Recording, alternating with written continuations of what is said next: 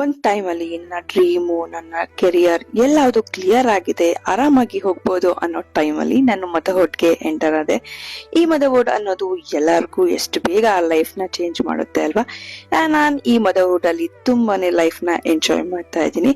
ಇವಾಗ ಧೃತಿ 4 ಇಯರ್ಸ್ ಆದ್ಲು, ದೊಡ್ಡೋಳಾಗಿದ್ದಾಳೆ, ಆರಾಮಾಗಿ ಕೆಲ್ಸಕ್ಕೆ ಹೋಗ್ಬೋದು ಅಂತ ಅನ್ಕೊಂಡಾಗ ನನಗೆ ಅವಳನ್ನ ನೋಡ್ಕೊಳ್ಳೋದಕ್ಕೆ ಯಾರು ಇಲ್ಲ, ಒಬ್ಳೆ ಆಗ್ಬಿಡ್ತಾಳೆ ಅನ್ನುವಂಥ ಥಿಂಕಿಂಗ್ ಜೊತೆಗೆ ಅಕ್ಕಪಕ್ಕದಲ್ಲಿ ಇರುವಂತಹ ಮಾತು ಕೂಡ ನಾನೊಬ್ಳು ಪರ್ಫೆಕ್ಟ್ ಮಾಮ್ ಅಲ್ಲ ಅನ್ನುವಂಥ ಗಿಲ್ಟ್ ಕೂಡ ಕಾಡುತ್ತೆ. ಬಟ್ ನಾನು ಒಂದು ರಿಯಲೈಸ್ ಮಾಡ್ಕೊಂಡಿರೋದು ಏನಂತಂದ್ರೆ, ನಾನು ಪರ್ಫೆಕ್ಟ್ ಮಾಮ್ ಅಂತ ಪ್ರೂವ್ ಮಾಡೋ ಅವಶ್ಯಕತೆ ಇಲ್ಲ.